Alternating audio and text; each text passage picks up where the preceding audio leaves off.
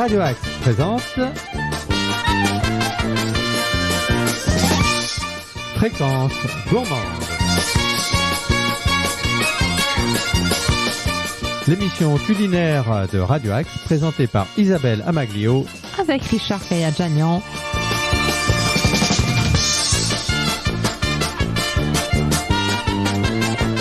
Bonjour à toutes, bonjour à tous, ravi de vous retrouver pour de nouvelles fréquences gourmandes, de nouvelles aventures culinaires qui va tous vous mettre en appétit. On l'espère. On est tous dans une humeur printanière. Donc on va essayer d'y contribuer. Avec Isabelle Amaglio qui va nous donner une nouvelle leçon de cuisine. On s'est quitté la dernière fois, il était question de riz au lait et de paupiètes de veau. Ça commence à sentir un peu le printemps. Et ça va continuer. Avec on va bourgeonner. Des suggestions. Alors là, je vous propose quelque chose qui est assez à la mode. Ouais. J'ai découvert ça, un œuf parfait au coulis de cresson avec des légumes, des petits légumes nouveaux. œuf parfait. Voilà, c'est la cuisson de l'œuf qui le rend parfait. C'est une promesse, ça. C'est pas une promesse électorale, on promet, mais un œuf qui promet d'avoir du succès. Donc l'œuf parfait avec quoi? Un petit coulis de cresson et des légumes nouveaux. Coulis de cresson et légumes nouveaux. Voilà. Bien. Alors, pour 4 personnes, environ 1h20, dont 1 heure de cuisson. Pour 4 personnes, 1h20 de cuisson, c'est ça? Non, 1h20, donc environ 1 heure de cuisson. D'accord. Alors, pour les petits légumes, 4 petits navets, 8 petites carottes, 2 artichauts poivrades, un peu comme la fois dernière, 2 cébettes. Qu'est-ce que c'est que la cébette? C'est comme un oignon, mais avec la fin du bulbe moins rond. D'accord, on trouve ça en supermarché, un peu partout. Un peu partout, oui, c'est vraiment le cousin de l'oignon nouveau qu'on trouve en cette période. On en mange beaucoup en Asie aussi. Le grelot, non, c'est pas. Non, le grelot, c'est un oignon nouveau. D'accord, très bien. 50 grammes de petits pois. 50 grammes de petits pois. Ce sont des petits pois qui arrivent. Un demi-citron pour avoir le jus, 4 gousses d'ail, une botte de cresson, 50 grammes d'oseille qu'on peut même aller cueillir à Sartrouville sur les bords de la Seine, par exemple. Et le cresson, il y en a beaucoup dans l'Essonne, je crois. Oui. Le climat s'y prête bien. Ici, 4 brins de persil plat. Moi, j'aime bien le persil plat. 2 brins de cerfeuil. 4 œufs, évidemment. 3 cuillères à soupe d'huile d'olive. Du sel et du poivre. Du sel, poivre, huile d'olive. Voilà. Et donc, on commence par laisser les œufs dans leur boîte en carton. Oui, ça va, c'est simple. En carton. Là, ça va, Attention, en carton la boîte. Obligatoirement en carton. Ah oui, parce qu'on va les enfourner pour 1 heure dans le four. Donc il vaut mieux la boîte en carton que la boîte en plastique. De toute façon, il vaut mieux la boîte en carton. Mais le carton, ça ne va pas brûler dans le four? Ça dépend à quelle température on le met. Et donc là, on ne va pas mettre à 180. On va préchauffer le four à 65 degrés. Ah oui, ça va aller. Voilà. Ouais. Et ensuite, on pourra y glisser nos œufs dans leur boîte en carton. Alors, la boîte en carton, ce qu'on appelle la boîte en carton, c'est le petit... une petite boîte. Voilà, dans lequel on les achète. Exactement. D'accord. C'est pour ça que je préconisais de ne pas les acheter dans les boîtes en plastique. Ah oui. Voilà. Alors, on lave le cresson, on note les queues. Excuse-moi, combien de temps dans le four à 65 degrés? 1 heure. J'ai oublié de noter, voilà. 1 heure. 1 heure, très bien. Voilà, donc on lave le cresson pendant ce temps-là, on note les queues, qui sont toujours un petit peu dures. Pareil pour l'oseille et le persil. Et on plonge les herbes pendant 5 minutes dans une casserole d'eau bouillante pour les blanchir. Et donc forcément, pour garder leur couleur, on les égoutte et on les passe sous l'eau glacée. Alors si vous avez des glaçons, vous pouvez les mettre dans une eau et des glaçons, mais le but c'est qu'elles gardent leur belle couleur. D'accord. Pour les tomates, on appelle ça monder les tomates. Est-ce qu'on garde le même terme? C'est pas tout à fait la même chose. Non. Mais voilà, là en l'occurrence, on ébouillante et on met très très au froid et on mixe pour obtenir une purée lisse, parce que c'est ça le but du jeu, d'où la couleur. Voilà. Mixer pour une purée. Une purée bien lisse, bien lisse. Si c'est pas assez lisse, vous pouvez passer au tamis même. Mais bon, on sale en poivre et on maintient au chaud. Pendant ce temps, on pèle les carottes en conservant leurs fans. Oui. On les coupe en 2 tronçons. On pèle les navets et on les coupe en 4. C'est pour ça c'est joli après. D'accord. On lave les cébettes et on les coupe en 2 dans le sens de la longueur. Et puis, toujours pareil, pour les artichauts, on note les feuilles qui sont les plus dures, on retaille un peu la partie supérieure et on les coupe en 4, comme la fois dernière. Et on les citronne, comme la fois dernière. Et on plonge séparément tous les légumes, évidemment sauf les cébettes, dans une casserole d'eau bouillante, salée, pendant 5 minutes. Donc, on plonge, on enlève, on plonge, on enlève. Voilà. Pendant ce temps-là, on a nos œufs qui cuisent dans leur petite boîte dans le four. L'eau salée et bouillante. Oui, tout à fait. On fait chauffer l'huile dans une grande poêle, une sauteuse. On écrase légèrement les gousses d'ail du plat du couteau ou à la main et on ajoute les gousses d'ail dans l'huile. Voilà, puis on y ajoute les cébettes qu'on a donc coupées en 2 et on laisse cuire 5 minutes. On ajoute les carottes, les navets, les artichauts et on continue la cuisson 5 minutes. Puis on ajoute les fèves. Carottes, navets, artichauts, 5 minutes plus les fèves. Oui, sauf que j'ai pas mis de fèves dans... Mais en fait, j'avais conservé un peu de fèves. Donc voilà, vous pouvez mettre une poignée de fèves aussi avec le même traitement. Je vais les rajouter. D'accord, c'est parti. On sale et on poivre. Et donc au bout d'1 heure, nos œufs sont cuits en principe parfaitement. Et on les écale délicatement. Parce que l'œuf est cuit, mais c'est pas un œuf dur, loin de là. Donc on les écale doucement et on dépose un petit peu de coulis d'herbe dans le fond de 4 assiettes creuses. On répartit les légumes et au milieu, on place un œuf avec un petit peu de cerfeuil s'il en reste. Et l'œuf donc en plein milieu. Oui. Qui trône. Exactement. Très bien. Qui sera tout coulant. Et à la cuisson parfaite. En principe. C'est ça qu'on appelle un œuf mollet, c'est-à-dire non. Pas tout à fait, non. Non, l'œuf mollet, il est plus cuit. D'accord. Et il est cuit moins longtemps et à feu plus vif.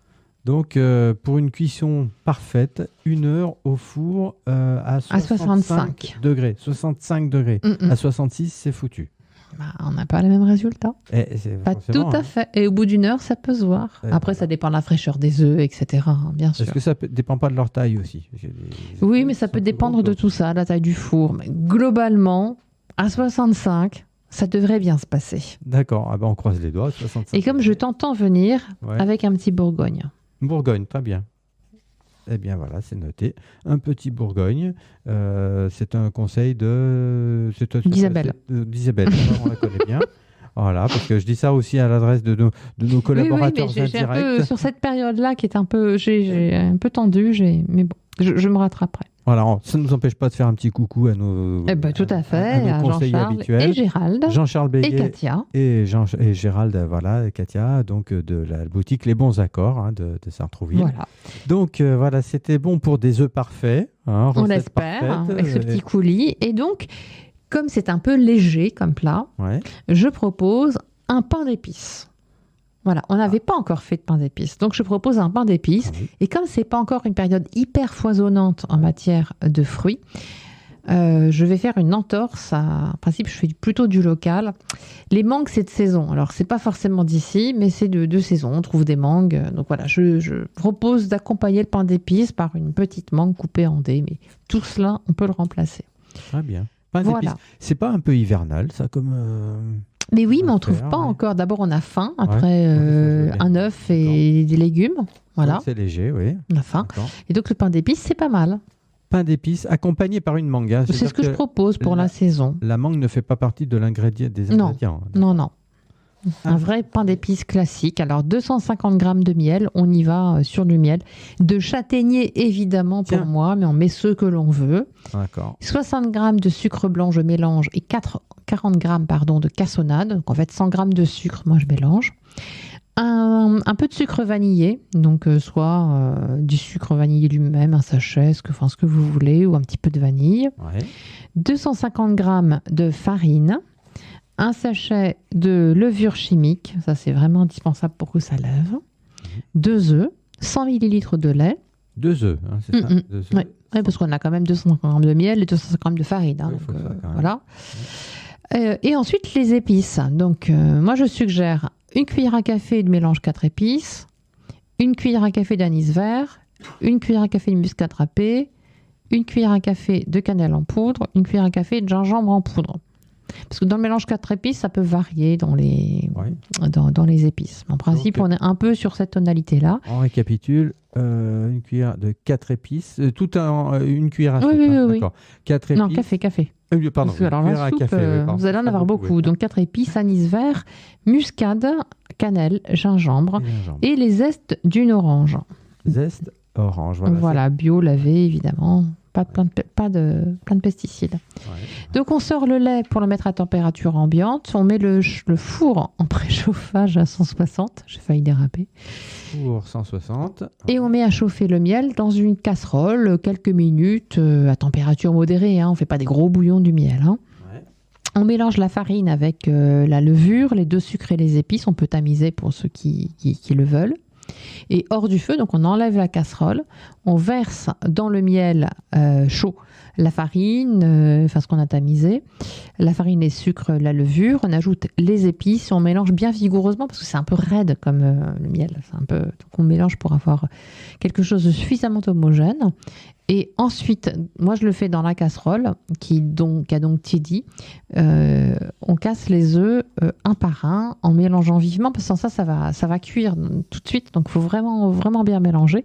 Et j'ajoute le lait en dernier. Et ensuite, je verse le tout dans un moule. Alors moi je mets plutôt dans un moule à cake. Alors là tu vas voir. Je le beurre, effectivement, voire je le farine, je le chemise avant. Et on enfourne pour 1h, 1h15, ça dépend, à 160 degrés. Par contre, ce qui ne dépend pas, c'est qu'on le laisse refroidir totalement avant de le démouler. Et c'est toujours meilleur après 1 ou 2 jours. Ça, c'est bien. Voilà. C'est bien à savoir parce que, en effet, quand on. Et ça se conserve bien dans le bac à légumes, dans un torchon. C'est quelque chose Donc, qui se conserve bien. refroidir avant de démouler. Ah oui, parce qu'en fait, ça s'affaisse sans ça. D'accord, très bien.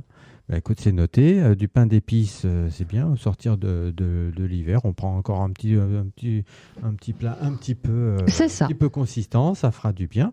Et je précise pour ceux qui n'ont pas eu le temps de tout noter, que tout sera réexpliqué en fin d'émission avec notre petit résumé express. Et pour le moment, je vous propose un petit grain de sel. comme d'habitude. Chouette.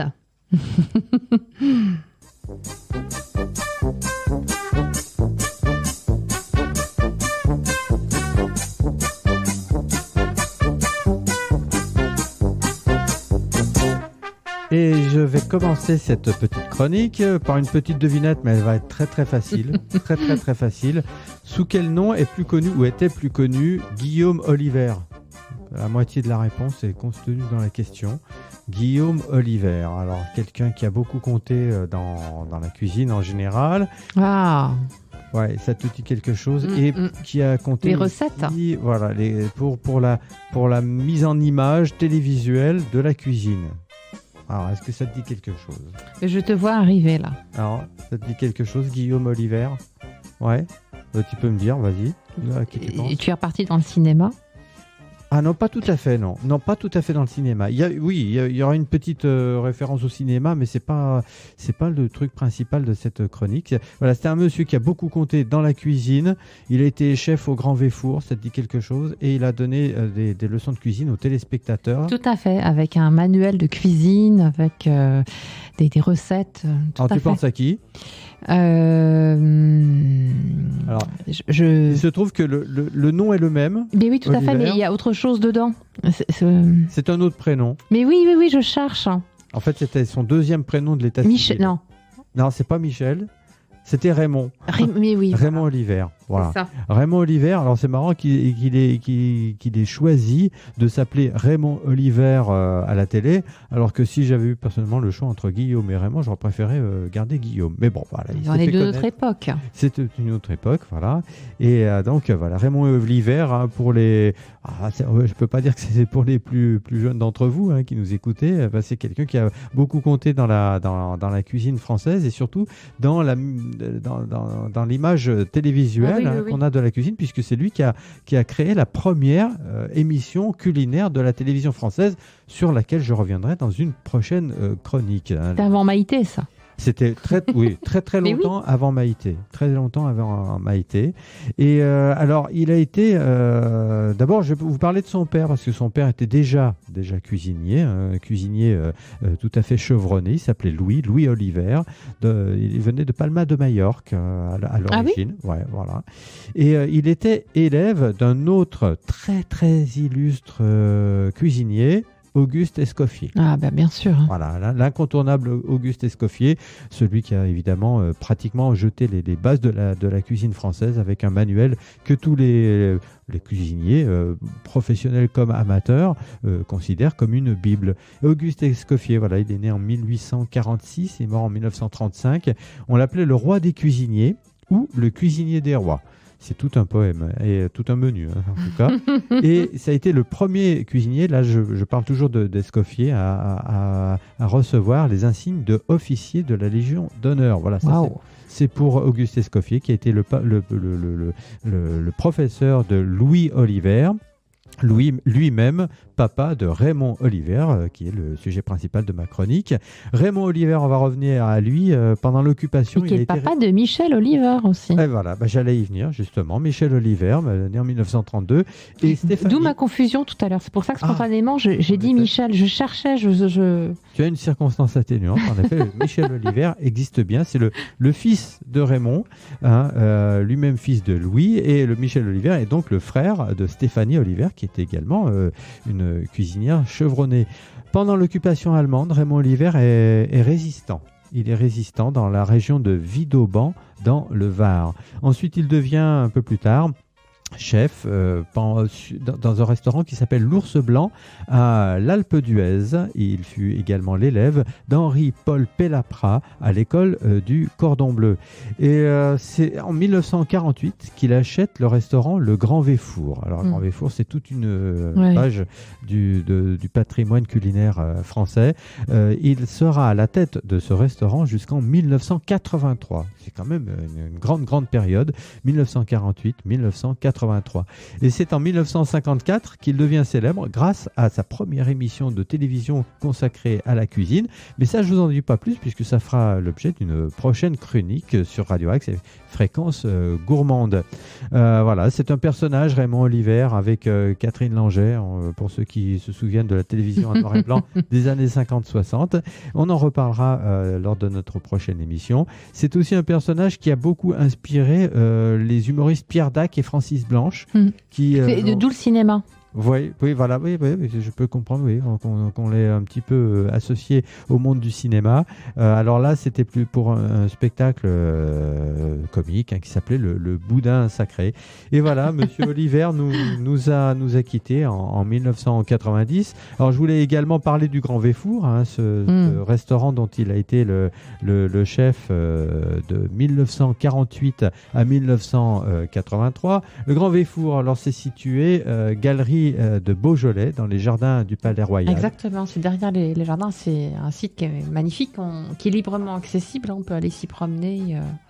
On peut y aller et puis on peut y déjeuner encore, évidemment. Après, ça, c'est peut-être moins accessible. Je n'ai pas tenté l'expérience, mais me promener dans cet endroit-là, oui, c'est intéressant. Il y a les colonnes de Buren juste à côté. Voilà, c'est très bien. Et puis surtout, c'est au-delà d'un restaurant, c'est carrément une institution.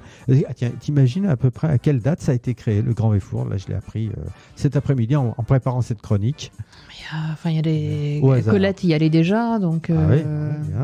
Et donc, a priori... En fait, c'est pas du tout à ça que je pense, moi, en premier lieu, au Véfour. C'est assez terrible. Moi, tout de suite, je pense à l'attentat de 1983. Eh bien, j'allais y venir aussi. Oui. C'est un attentat qui est à l'heure. On saute un petit peu dans le temps.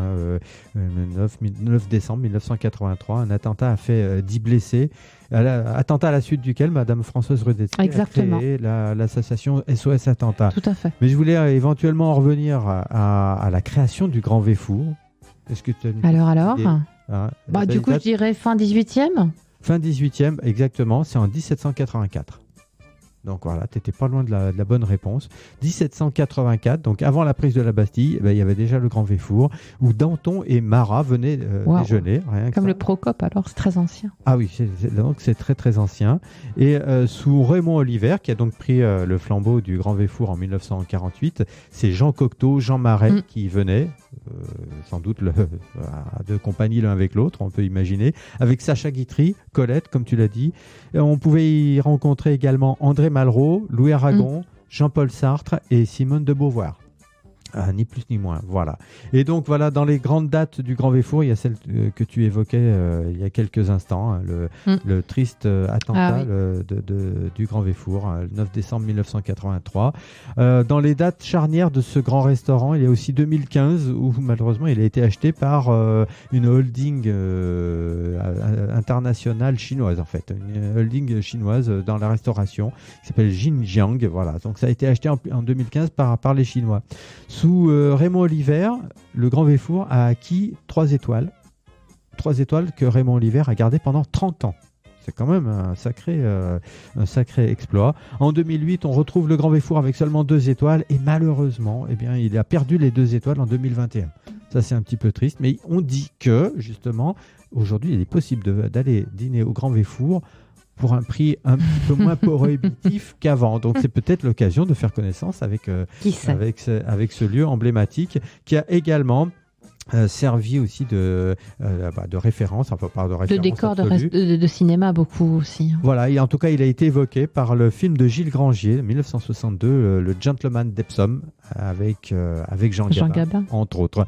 Voilà, c'était pour ma chronique d'aujourd'hui, consacrée à Raymond Oliver et le restaurant Le Grand Véfour.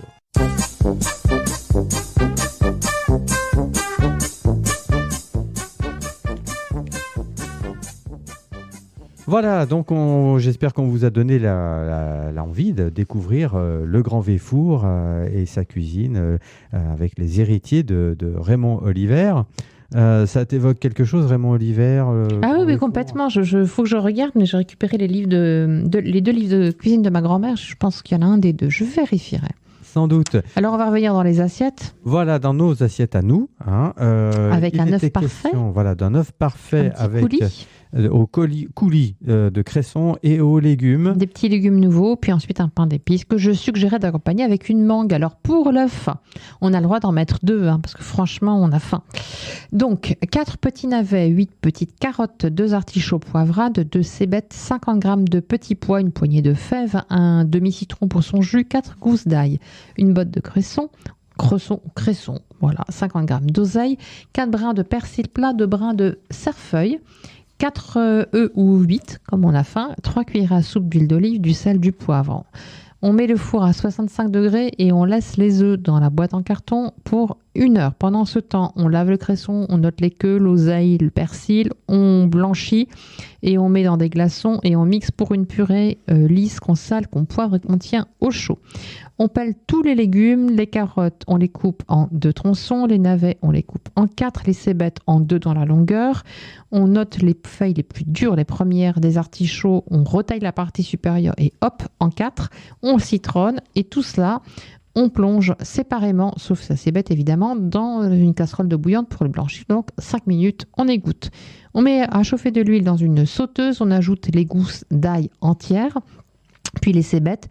On fait cuire 5 minutes, on ajoute les carottes, les navets, les artichauts, etc. Et on continue la cuisson 5 minutes avant d'ajouter les fèves. On laisse cuire encore 2 minutes, on sale, on poivre, on écale les œufs très très très délicatement.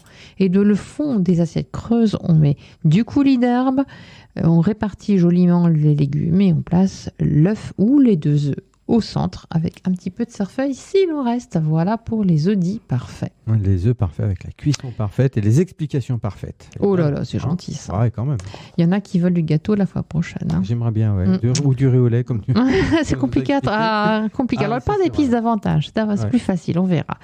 Donc pour le pain d'épices, 250 g de miel, 60 g de sucre blanc, 40 g de cassonade, 250 g de farine, un sachet l'équivalent de sucre vanillé, un sachet de levure chimique, 2 œufs, 100 ml de lait.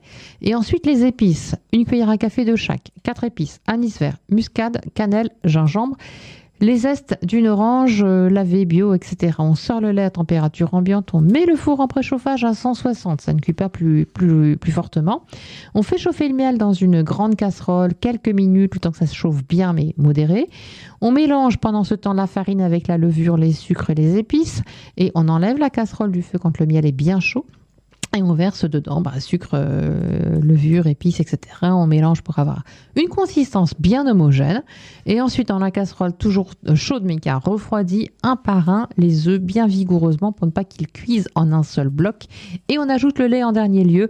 On verse le tout dans un moule à cake qu'on a beurré préalablement, au four pendant 1h à 1h15. On surveille la consistance et on plonge le couteau.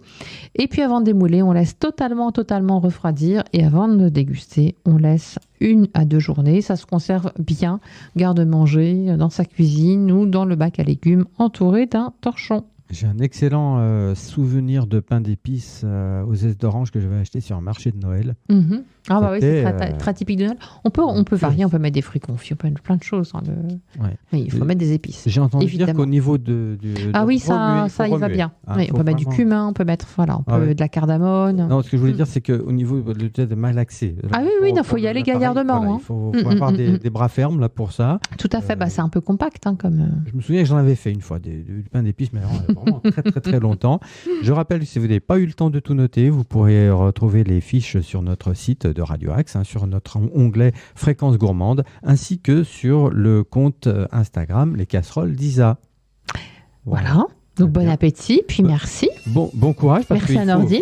Il faut remuer, merci à Nordine, notre ingénieur du son, enfin il est directeur, il fait tout ici. Il fait tout, on n'est pas grand-chose sans lui. Il fait pas encore la cuisine, mais ça viendra. Qui sait. Si, il fait la cuisine. Bientôt il viendra au micro, vous nous expliquer 2-3 recettes, puis voilà, après tout, il n'y a pas de raison. Merci de votre attention, chers amis auditeurs, bon appétit à toutes et à tous, et à bientôt. À bientôt.